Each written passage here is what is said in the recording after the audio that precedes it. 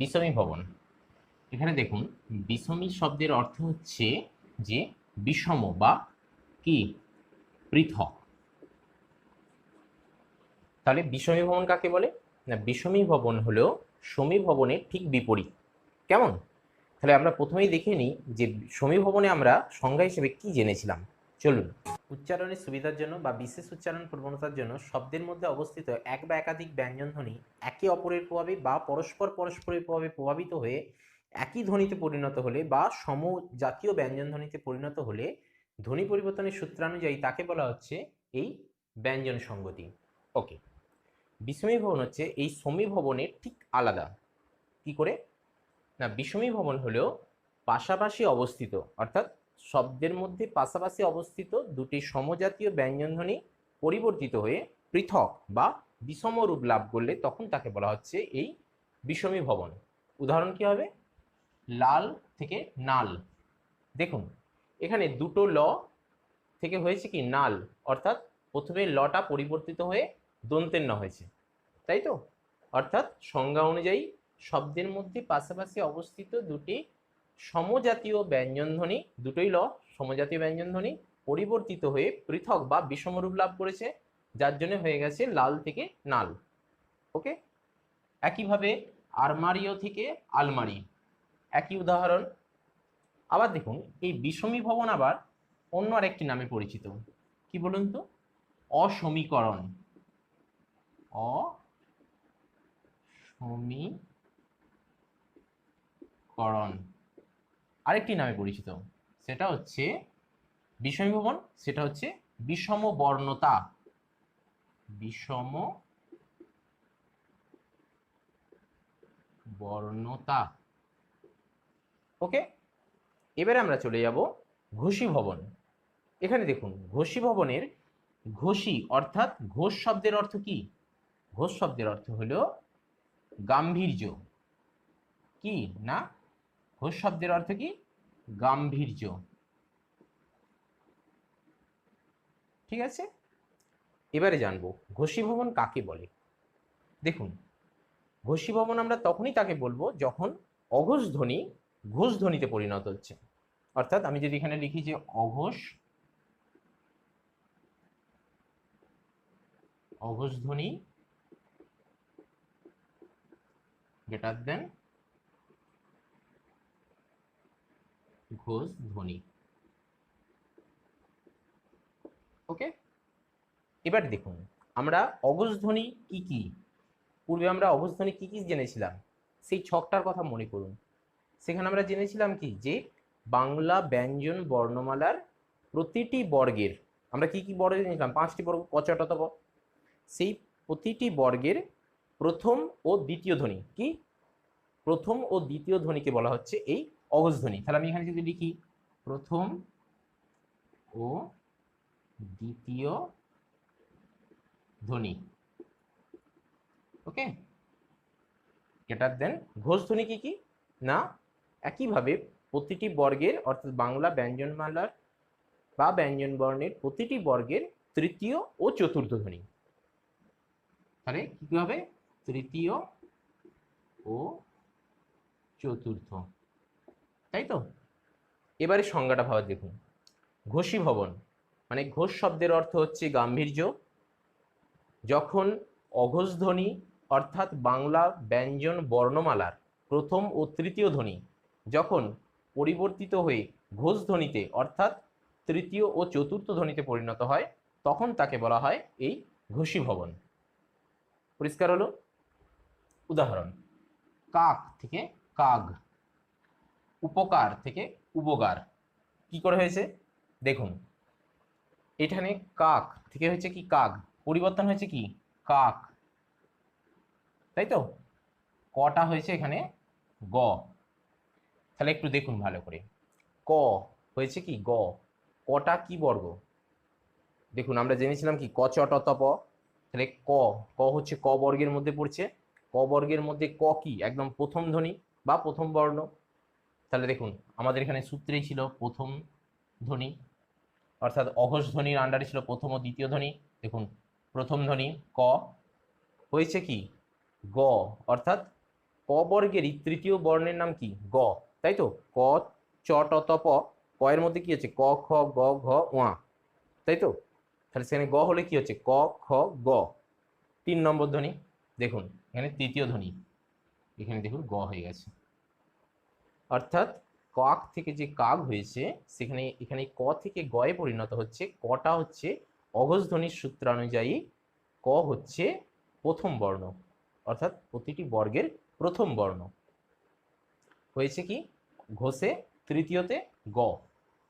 একইভাবে উপকারটাও দেখুন, এখানে কটা হয়ে গেছে গ, ঠিক একই উদাহরণ। পরিষ্কার? এবারে আমরা আসছি অঘোষী ভবন। অঘোষী ভবন হচ্ছে ঘোষী ভবনের ঠিক বিপরীত। এখানে হচ্ছে ঘোষী ভবন। দেখুন যদি আমি এখান থেকে শুরু করি একদম অঘোষী, এখানে ছিল ঘোষী, এখানে অঘোষী। ঘোষী যদি গাম্ভীর্য হয় তাহলে অঘোষী মানে কি? কম গাম্ভীর্য। তাহলে এখানে আমি লিখছি কম গাম্ভীর্য। ওকে, এখানে ছিল কি? অঘোষ ধ্বনি ঘোষ ধ্বনিতে পরিণত হচ্ছে। এটা যেহেতু তার বিপরীত, তার মানে ঘোষ ধ্বনি অঘোষ ধ্বনিতে পরিণত হবে। তাহলে আমি এখানে লিখি অর্থাৎ সরি ঘোষ, ঘোষ গ্রেটার দেন অঘোষ, অর্থাৎ ঘোষ ধ্বনি অঘোষ ধ্বনিতে পরিণত হচ্ছে, তাই তো। এখানেও ঠিক একইভাবে তৃতীয় ও চতুর্থ। ঘোষ কি জানি যে তৃতীয় ও চতুর্থ, তৃতীয় ও চতুর্থ, এবং অঘোষ আমরা জানি কি? প্রথম ও দ্বিতীয়, প্রথম ও দ্বিতীয় ধ্বনি। তাহলে সংজ্ঞাটা ঠিক একইভাবে আসছে। ঠিক এর বিপরীত অঘোষ ধ্বনি বা অঘোষী ভবন কি হচ্ছে না? ঘোষ ধ্বনি অর্থাৎ তৃতীয় ও চতুর্থ ধ্বনি যদি অঘোষ ধ্বনি অর্থাৎ প্রথম ও দ্বিতীয় ধ্বনিতে পরিণত হয়। পরিষ্কারভাবে কি বললে? অঘোষী ভবন অর্থাৎ অঘোষী কথার অর্থ হলেও কম গাম্ভীর্য। যদি অঘোষ ধ্বনি অর্থাৎ প্রতিটি বর্গের তৃতীয় ও চতুর্থ ধ্বনি ঘোষ ধ্বনি অর্থাৎ প্রথম ও দ্বিতীয় ধ্বনিতে পরিণত হয়, তখন তাকে ধ্বনি পরিবর্তনের সূত্রানুযায়ী অঘোষী ভবন বলা হয়। ক্লিয়ার? উদাহরণ, ছাদ থেকে ছাদ, পাবরি থেকে পাপড়ি। দেখুন এখানে যদি দেখি দটা হয়ে গেছে কি? ত। লক্ষ্য করুন দ কোন বর্গের মধ্যে পড়ছে? ক চ ট ত প, ত এর মধ্যে পড়ছে, তাই তো। ত থ দ, তাই তো। তাহলে দ হচ্ছে ত বর্গের তৃতীয় ধ্বনি বা বর্ণ। তাহলে এখানে দেখুন দ তৃতীয় ধ্বনি হয়ে গেছে কি? ত। তাহলে তটাও ত বর্গের মধ্যে পড়ছে এবং প্রথম, তাই দেখুন প্রথম, অর্থাৎ ছাদের দ অর্থাৎ ঘোষ ধ্বনির তৃতীয় বর্ণ, ত অঘোষ ধ্বনির প্রথম বর্ণে পরিণত হয়েছে। উদাহরণ মিলছে? একইভাবে পাবরি থেকে পাপড়ি, এখানে ব, ওই একইভাবে এটাও নির্ণয় করুন, পরিষ্কার হয়ে যাবে। ঠিক আছে, এরপর আমরা চলে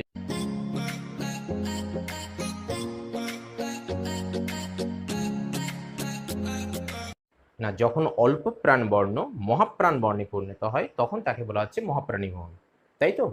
তাহলে এখানে আমি কি লিখবো না? অল্প প্রাণ,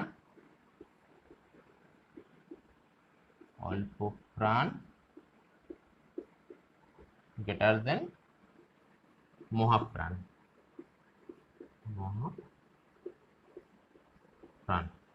আমরা জানি কি অল্প প্রাণ কি কি না? বাংলা ব্যঞ্জন বর্ণমালায় অল্প প্রাণ হচ্ছে প্রতিটা বর্গের প্রথম ও তৃতীয় বর্ণ। তাহলে এখানে লিখছি প্রথম ও তৃতীয় ধ্বনি বা বর্ণ, আমি ধ্বনি লিখছি, কেমন? ধ্বনির লিখিত রূপ বর্ণ। ওকে, এখানে মহাপ্রাণ অর্থাৎ দ্বিতীয় ও চতুর্থ বর্ণ। ওকে, সেই ছকটা লক্ষ্য করবেন, তাহলে কিন্তু এই পরিষ্কার হয়ে যাবে ব্যাপারটা, কেমন? তাহলে অল্প প্রাণ হচ্ছে প্রথম ও তৃতীয়, আর মহাপ্রাণ হচ্ছে দ্বিতীয় ও চতুর্থ। তাহলে এবারে আমরা সংজ্ঞাটা কি দেখি। না, মহাপ্রাণধ্বনি তাকেই বলা হয় যখন অল্প প্রাণধ্বনি অর্থাৎ বাংলা ব্যঞ্জন বর্ণমালার প্রথম ও তৃতীয় ধ্বনি মহাপ্রাণ ধ্বনি অর্থাৎ দ্বিতীয় ও চতুর্থ ধ্বনিতে পরিণত হয়, তখন ধ্বনি পরিবর্তনের সূত্রানুযায়ী তাকে বলা হয় মহাপ্রাণী ভবন। একটা জিনিস লক্ষ্য করুন, যেটাতে পরিণত হচ্ছে অর্থাৎ অল্প প্রাণধ্বনি মহাপ্রাণধ্বনিতে পরিণত হচ্ছে, যেটাতে পরিণত হচ্ছে সেটাই কিন্তু সংজ্ঞা হিসেবে স্ট্যান্ড করছে। লক্ষ্য করুন সেই ঘোষী ভবন, অবশ্যী ভবন তাতে, এবং অল্প প্রাণ মহাপ্রাণী ভবন এতেও তাই। ঠিক একইভাবে লক্ষ্য করুন অল্প প্রাণী ভবনেও তাই হবে। এখানে আমরা একটু তার আগে উদাহরণটা দেখে নিই। দেখুন, বিবাহ থেকে বিবাহ, পাশ থেকে ফাঁস, কি করে আসছে দেখুন, বিবাহ, এখানে বটা লক্ষ্য করুন, ব হয়ে গেছে ভ, বাদ বাকি ঠিকই আছে, বয় হস্যই হ দুটোই আছে, বটা হ হয়ে গেছে। ব হচ্ছে কততম বর্গ, প বর্গের মধ্যে পড়ছে, মনে পড়ছে, কচটত ব, প ফ ব, তাহলে দেখুন বটা কিন্তু তৃতীয় অর্থাৎ তৃতীয় বর্ণ, এবং ভ প ফ ব শেষে ভ অর্থাৎ চতুর্থ বর্ণ, প বর্গের চতুর্থ বর্ণ ভ এবং তৃতীয় বর্ণ হচ্ছে কি ব। তাহলে দেখুন এখানে আসছে তো তৃতীয় ব হয়েছে কি চতুর্থ ভ। একইভাবে পাশ থেকে ফাঁস, একই ব্যাপার। এই অংশটা মনে রাখতে হবে কিভাবে হচ্ছে, অল্প প্রাণ থেকে মহাপ্রাণ হচ্ছে, অল্প প্রাণ কি কি আছে, মহাপ্রাণ কি কি আছে, ইকুয়াল করুন, ব্যাপারটা পরিষ্কার হয়ে গেল। ঠিক অল্প প্রাণী ভবন মহাপ্রাণী ভবনের ঠিক বিপরীত। একইভাবে লক্ষ্য করুন, এখানে আমি মহাপ্রাণ থেকে অল্প প্রাণে করে দিই, তাহলে বিপরীত হলে যেটা হয় যে মহাপ্রাণ মহাপ্রাণ গ্রেটার দেন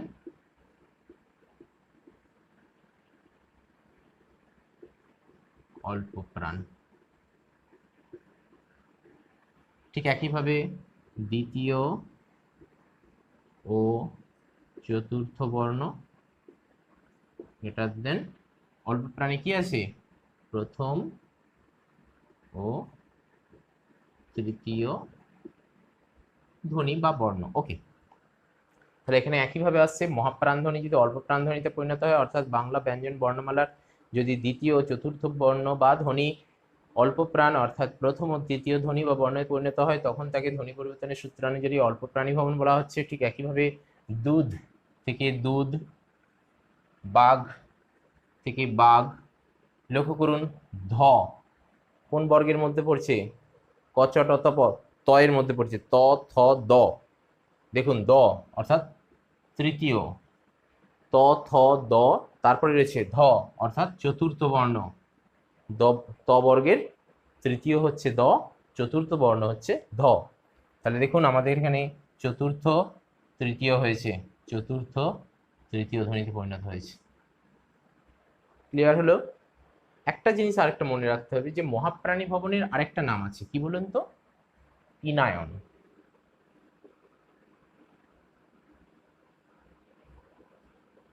পিনায়ন, মহাপ্রাণী ভবনের আরেক নাম হলো পিনায়ন। অল্প প্রাণী ভবনের আরেক নাম আছে, সেটা হলো হিনায়ন। হিনায়ন, বোঝা গেল? এবার আমরা আসছি মূর্ধন্য ভবনে। মূর্ধন্য ভবনও ঠিক একইভাবে এদেরই মতো, এখানে যেমন অল্প প্রাণধ্বনি মহাপ্রাণধ্বনিতে পরিণত হয়েছে, এবং আমরা যেটা লক্ষ্য করেছি যে যেটাই পরিণত হচ্ছে সেটাই সংজ্ঞা হিসেবে স্ট্যান্ড করছে, ঠিক মূর্ধন্য ভবনেও তাই। কি পরিণত হচ্ছে না, দন্ত বর্ণ বা দন্তধ্বনি মূর্ধন্য ধ্বনিতে পরিণত হচ্ছে, হয়ে সংজ্ঞা দাঁড়াচ্ছে কি মূর্ধন্য ভবন। তাহলে আমাদেরকে জানতে হবে দন্তধ্বনিগুলো কি কি এবং মূর্ধন্য ধ্বনিগুলো কি কি, তাহলে কিন্তু আমাদের কাছে সংজ্ঞাটা দাঁড়িয়ে যাবে। আমরা জানি মূর্ধন্য ধ্বনি কি কি, এখানে লিখছি রি, র মূর্ধন্য ষ এবং ট ঠ ড, তাই তো, রি র মূর্ধন্য ষ এবং ট ঠ ড হলো মূর্ধন্য ধ্বনি। আর দন্তধ্বনি কি কি, দেখুন দন্তধ্বনি হচ্ছে ত থ দ ধ দন্তের ন, তাই তো? তাহলে আমরা জানলাম কি, যে দন্তধ্বনি যদি মূর্ধন্য ধ্বনিতে পরিণত হয় তখন সেটা হয় মূর্ধনী ভবন। আর সঙ্গে আমরাও এটাও জেনে নিলাম যে ঋ র মূর্ধন্য হচ্ছে মূর্ধন্য ধ্বনি এবং তথ দধ হচ্ছে দন্তন্য ধ্বনি। তাহলে আমরা গুছিয়ে যদি সংজ্ঞাটা দিই কি হবে, হবে মূর্ধন্য ধ্বনি অর্থাৎ ঋ র মূর্ধন্যস্ব এবং ট ঠ ড প্রভৃতি মূর্ধন্য ধ্বনি যদি দন্তধ্বনি অর্থাৎ ত থ দ ধ দন্তের নয় পরিণত হয়, অর্থাৎ পরিণত হয়ে উচ্চারিত হয়, তখন ধ্বনি পরিবর্তনের সূত্রানুযায়ী তখন তাকে বলা হয় মূর্ধনী ভবন। ঋ র মূর্ধন্যস্ব এবং ট ঠ ড প্রভৃতি মূর্ধন্য ধ্বনি যদি ত থ দ ধ দন্তের ন অর্থাৎ দন্তধ্বনির মতো উচ্চারিত হয়ে বা পরিণত হয়ে উচ্চারিত হয়, তখন ধ্বনি পরিবর্তনের সূত্রানুযায়ী তাকে বলা হচ্ছে মূর্ধনী ভবন। ওকে, উদাহরণ বৃদ্ধ থেকে বুড়া, মৃত্তিকা থেকে মাটি, চতুর্থ থেকে চৌঠা। ওকে, এরপর আমরা এসে যাচ্ছি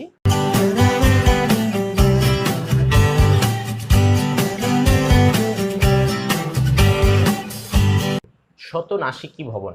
এখানে শত শব্দের অর্থ হলো আপনা আপনি বা নিজে নিজে, আপনা আপনি বা নিজে নিজে, ঠিক আছে? তাহলে সংজ্ঞাটা কি দাঁড়াচ্ছে, শব্দের মধ্যে নাসিক্য ব্যঞ্জন না থাকলে, নাসিক্য ব্যঞ্জন কি কি, ওয়াইয় দন্তের মধ্যে না ম, এই পাঁচটা হচ্ছে বাংলা ব্যঞ্জনমালায় নাসিক্য ব্যঞ্জন, তাই তো? তাহলে শব্দের মধ্যে নাসিক্য ব্যঞ্জন না থাকলে উচ্চারণের বিশেষ প্রবণতার কারণে যদি আপনা আপনি বা নিজে নিজেই আনুনাসিক হয়ে যায়, তখন তাকে বলা হয় এই নাসিকী ভবন। যেমন দেখুন, হাসি থেকে হয়েছে কি হাসি, হাসপাতাল থেকে হাসপাতাল। এখানে দেখুন হাসি, এর মধ্যে ওয়াইয় দন্তের মধ্যে না ম, এগুলো আছে কি, নেই, কিন্তু না থাকার কারণে নিজে নিজে বা আপনা আপনি এটা আনুনাসিক হয়ে উচ্চারিত হয়েছে, যার জন্য এটা হাসি থেকে হয়েছে হাসি, হাসপাতাল থেকে একইভাবে হয়েছে হাসপাতাল। ক্লিয়ার? পরে উষ্মী ভবন। এখানে উষ্মী ভবন অর্থাৎ উষ্মী ভবন মানে ঠিক একইভাবে উষ্মী ভবনে পরিণত হয়েছে। কি পরিণত হয়েছে? স্পৃষ্টধ্বনি। আমরা জানি স্পৃষ্টধ্বনি কি কি, বাংলা ব্যঞ্জন বর্ণমালায় ক থেকে ম পর্যন্ত 25টি বর্ণকে বলা হয় স্পৃষ্টধ্বনি, তাই তো? তাহলে এখানে সংজ্ঞাটা কি দাঁড়াচ্ছে, আমি এখানে ধরুন ক থেকে ম, ক থেকে ম স্পৃষ্টধ্বনি, তাই তো?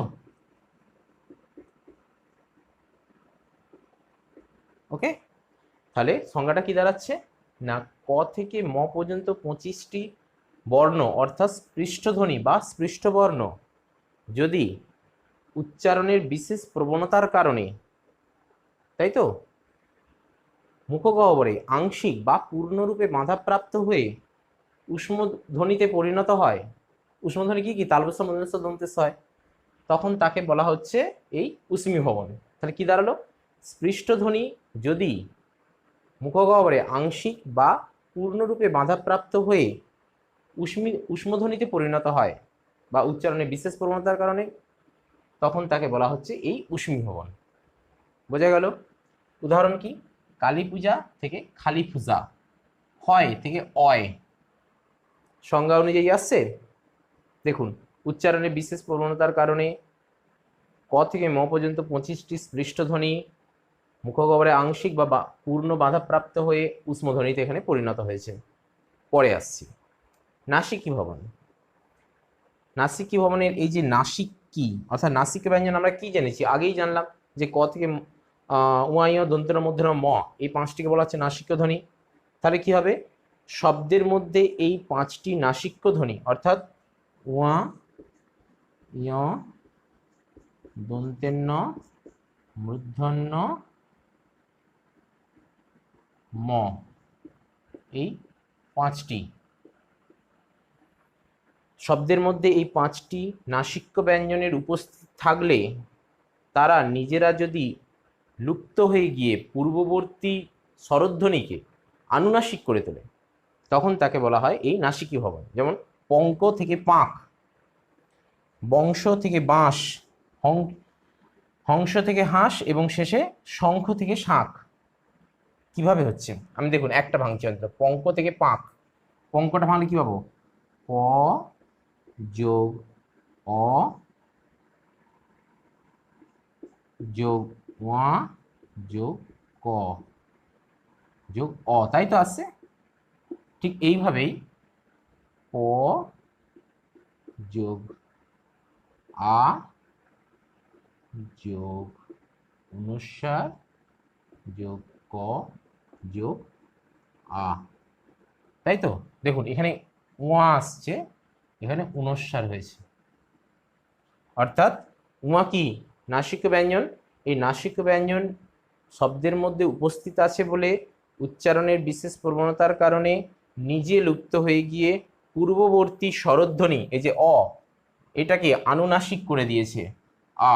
দেখুন এখানেও ঠিক করা আছে ওয়া, এই যে ওয়া নাসিক ব্যঞ্জন এর নিজে লুপ্ত হয়ে গিয়ে পূর্ববর্তী অ আছে, এখানে প যোগ অ, এই যে যোগ অটা আছে, প যোগ অ, এই অটাকে কি করেছে? আনুনাসিক করে দিয়েছে, যার জন্য দেখুন এখানে বোঝা গেল। তাহলে কি দাঁড়ালো?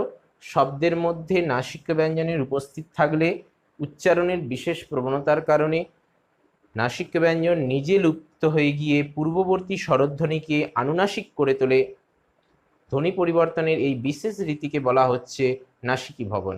যথা উদাহরণ হিসেবে পঙ্ক থেকে পাঁক, বংশ থেকে বাঁশ, শঙ্খ থেকে শাঁখ, হংস থেকে হাঁস। ক্লিয়ার? এরপরে আসছে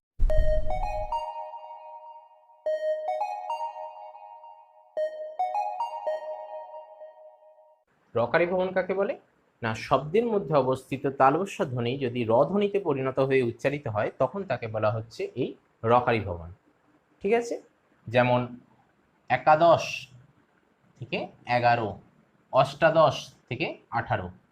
দেখুন এখানে একাদশ, এর মধ্যে কি আছে? শেষে তালবস্য আছে। দেখুন এখানে সেটা হয়েছে রতে পরিণত হয়েছে। আবার এখানে ঠিক অষ্টাদশ, শেষে তালবস্য আছে, হয়েছে কি 18, অর্থাৎ র এসেছে। আমাদের সংজ্ঞার মধ্যে কি দেখেছি? যে তাল শব্দের মধ্যে তালবস্য থাকলে সেই তালবস্য ধ্বনি যদি র ধ্বনিতে পরিণত হয়ে উচ্চারিত হয় তখন তাকে বলা হচ্ছে এই রকারি ভবন। ক্লিয়ার?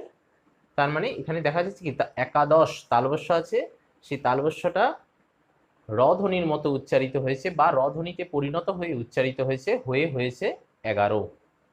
অষ্টাদশ, এখানেও ঠিক তালবস্য ধ্বনি রয়েছে শব্দের মধ্যে, সেই শব্দের মধ্যে অবস্থিত তালবস্য ধ্বনি র ধ্বনির মতো উচ্চারিত হয়েছে বা র ধ্বনিতে পরিণত হয়ে উচ্চারিত হয়েছে 18। সে কারণেই এই দুটো উদাহরণ হয়েছে রকারি ভবনের। ক্লিয়ার? পরে সকারি ভবন। এখানে সকারি ভবন অর্থাৎ স্বধ্বনির মতো উচ্চারিত হয়েছে বা স্বধ্বনিতে পরিণত হয়ে উচ্চারিত হয়েছে। কি স্বধ্বনিতে পরিণত হয়েছে? না, স্পর্শধ্বনি। আর আমরা জানি স্পর্শধ্বনি হচ্ছে ক থেকে ম, এই 25টি ব্যঞ্জন বর্ণ হলো স্পর্শধ্বনি বা কি আরেক নাম যার স্পৃষ্টধ্বনি। সেই ক থেকে ম পর্যন্ত 25টি স্পর্শধ্বনি,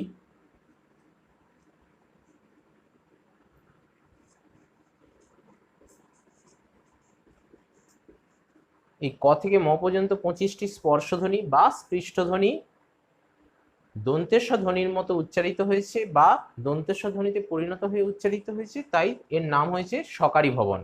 যথা মাছ থেকে হয়েছে মাস, গাছতলা থেকে গাছতলা। এখানে দেখুন এখানে অবস্থিত ছ, এখানে হয়েছে দন্তেস্ব। অর্থাৎ ক থেকে ম পর্যন্ত এই যে 25টা ব্যঞ্জন বর্ণ, এর মধ্যে রয়েছে দেখবেন ছ, এর মধ্যে ছটা রয়েছে থাকার কারণে এই ছ হয়েছে দন্তেশ্বতে পরিণত হয়েছে। এই ছটা দন্তেশ্বতে পরিণত হয়েছে, হয়ে গিয়ে হয়েছে দেখুন মাছ হয়েছে মাস। গাছতলা, এখানেও দেখুন ঠিক একইভাবে ছটা দন্তেশ্ব হয়েছে। এখানে ছ, এর মধ্যে রয়েছে ক থেকে ম এর মধ্যে অবস্থিত, সে কারণে এইটা দন্তেশ্ব পরিণত হয়েছে, হয়ে গাছতলা হয়েছে গাছতলা। ক্লিয়ার? পরে বর্ণ বিকার। আমরা বিকার শব্দের অর্থ কি জানি? বিকৃত হওয়া, তাই তো। বিকার মানে বিকৃত। তাহলে কি বর্ণ বিকৃত, মানে বর্ণটা বিকৃত হয়ে যাচ্ছে। তাহলে সংজ্ঞায় কি আসছে, এখান থেকে আমরা পরিষ্কার হয়ে গেলাম। উচ্চারণের দ্রুততা বা উচ্চারণগত ত্রুটির কারণে শব্দের মধ্যে অবস্থিত কোনো বর্ণ যদি বিকৃত রূপ ধারণ করে বা বিকৃত রূপে উচ্চারিত হয়, তখন তাকে বলা হচ্ছে এই বর্ণবিকার। যেমন দেখুন উদাহরণে দুপুর, এটা বিকৃত হয়ে কি হয়েছে দুখুর। শিকল থেকে হয়েছে কি ছেকল, এটা বিকৃত রূপ লাগছে না? ঠিক সেইটাই এখানে প্রকাশিত হয়েছে। দেখুন অ্যাকচুয়াল এই যে সকল আমরা আলোচনা করছি প্রত্যেকটাই কিন্তু আমাদের উচ্চারণের দ্রুততা বা মানুষের উচ্চারণগত ত্রুটি বা কখনো দ্রুততার জন্য কিন্তু এগুলো ঘটছে। কখনো মানুষ উচ্চারণের দ্রুততা, ত্রুটি, অনবধানতা, অসাবধানতা, অসচেতনতা, অনভ্যাস ইত্যাদি কারণে কিন্তু এই ধ্বনির পরিবর্তন ঘটে। দুপুরকে দুখুর করে, কখনো মাছকে মাছ করে, একাদশকে 11 করে। আমরা কথা বলার সময় সেটা বুঝতে পারি, নিজেরাও বলি। এই কারণেই অর্থাৎ আমাদের যে ধ্বনি পরিবর্তন সম্পর্কিত যাবতীয় আলোচনা, তার সমস্ত কিছুই দাঁড়িয়ে আছে এই মানুষের উচ্চারণগত ত্রুটি, দ্রুততা, অনবধানতা, শ্বাসাঘাতজনিত ত্রুটি ইত্যাদি ইত্যাদি কারণে, অসাবধানতা, অনবধানতা, অসচেতনতা ইত্যাদি কারণে। তাই এইগুলোর উপর ভিত্তি করেই ধ্বনি পরিবর্তনের যাবতীয় আলোচনা, কখনো ধ্বনির আগম ঘটছে, কখনো ধ্বনির লোপ ঘটছে, কখনো রূপান্তর ঘটছে, কখনো স্থানান্তর ঘটছে, যাবতীয় বিষয়। তাই এই ব্যাপারগুলো কিন্তু আমাদের ভুলে গেলে চলবে না, সর্বদাই ব্যাপারটা মাথায় রাখা দরকার। আচ্ছা যাই হোক, তো এর মধ্য দিয়েই আমাদের ধ্বনি রূপান্তর সম্পর্কিত আলোচনার সমাপ্তি, কেননা এখানেই আমাদের ধ্বনি রূপান্তর সম্পর্কিত আলোচনা কমপ্লিট হচ্ছে। বাকি থেকে যাচ্ছে ধ্বনির স্থানান্তর, যদিও সেটা খুব বেশি বড় নয়, হয়ে যাবে।